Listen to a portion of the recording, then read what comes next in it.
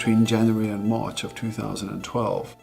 The biggest massacre of elephants since the ban in 1989 occurred in Bougainville National Park. A group of armed men made their way from the Sudan into the north of Cameroon completely illegally. They came with RPGs, LMGs, AK-47s, and in a 2 to 3 month period, they gunned down more than 600 elephants. These poachers told the local villagers, "Don't fear us, we're just here for the elephants." I've never even heard of a mass killing like this. They killed everything. Babies, tiny elephants that had no ivory whatsoever, they killed everything. When you kill all the elephants, there's a degree of gambling on extinction. There's a degree of, well, if there's not enough elephants here, then we own this commodity. It's worth more. This isn't just a poaching incident, this is a security incident. Armed insurgent groups crossing 2 international borders on the way to service a demand for ivory that's been ordered in the Sudan. That's a radical indictment of our ability to protect these animals. It's also a radical indictment of just what the demand really is.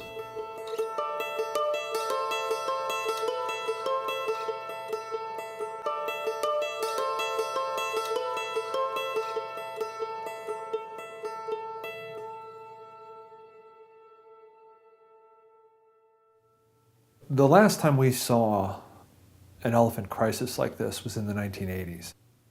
In that decade, Africa lost half of its elephant population. One elephant was killed every 10 minutes for 10 years. Conservative estimates at this point are placing elephant populations worldwide in the region of 400,000. And we're losing these elephants at the rate of 25,000 a year. Herds that used to be 800 are now 200. In 4 years' time, there'll be 50. There are a number of African countries that are right now experiencing their greatest elephant poaching crisis in history. Those countries make most of their money out of their tourist economies. So as we see the decimation of these vital species, so we see the demise of an entire industry. That leads to massive unemployment, it leads to instability. We're talking about the dismantling of economies here. If we devastate the environment, we devastate ourselves. And there are consequences to that, and that will involve war and conflict.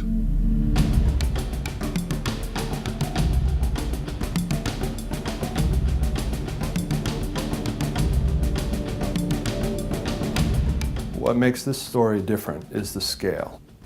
We've got tens of millions every year being traded in the illegal ivory trade. Ivory's a big item. It's physically large, it's heavy. To be able to move it without getting caught through customs around the world, you have to have government complicity. Illegal ivory trade is regularly compared to the illegal guns trade or the illegal narcotics trade, but it gets a fraction of the resources devoted to solving the problem, to policing. The illegal ivory trade has every component of transnational crime.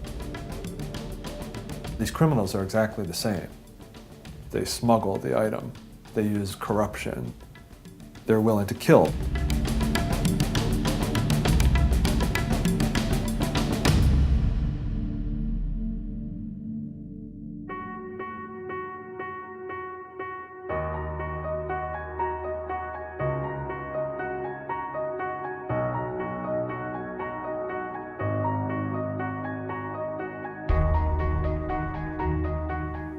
The ivory trade operates as an hourglass. You have a wide base, the various points that ivory comes from across Africa.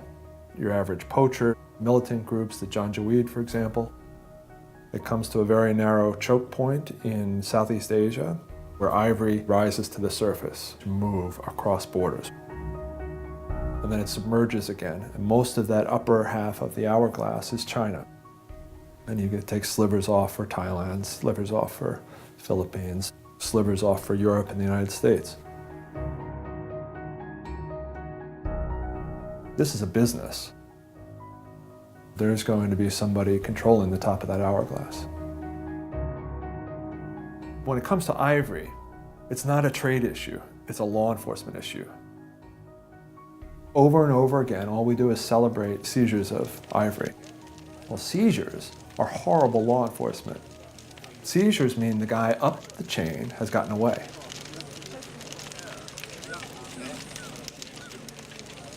What continues to amaze me is that in the 24 years that the ivory ban has been operating, not a single kingpin has been identified. Not a single mention of what's driving it, other than to point a finger at China. And that's unforgivable.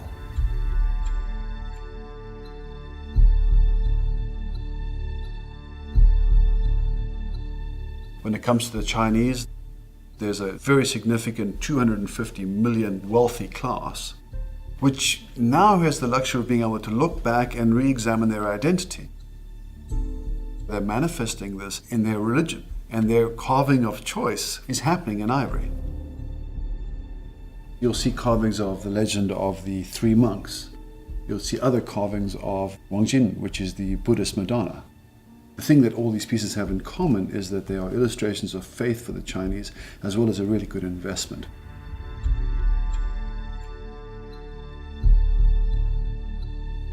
The most impressive thing I saw while in China was to stand in the world's largest ivory carving factory and to see carol after carol after carol of people at work on ivory carvings. This is a factory. This is not the traditional style of carving. This is pneumatic drills working on ivory, so you're working at scale. This is factory operating on elephants.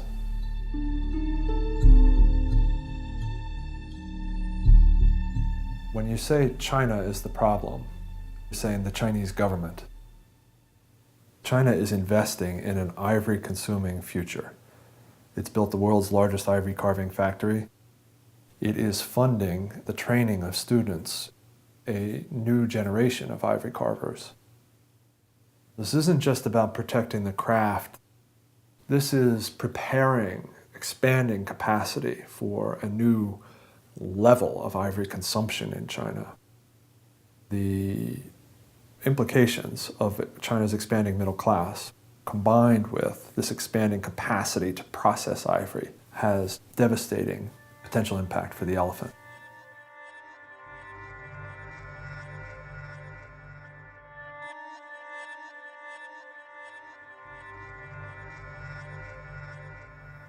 I worked with a group of rangers in Virunga National Park in Congo.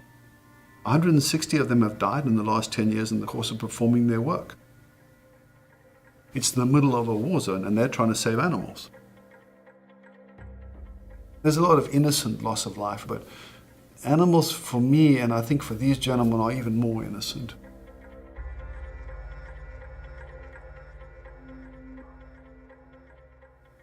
It's very difficult for these men.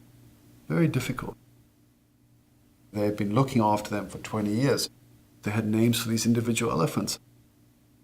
So what you're really looking at when you see these massacre sites, it's really the loss of their rationale for being.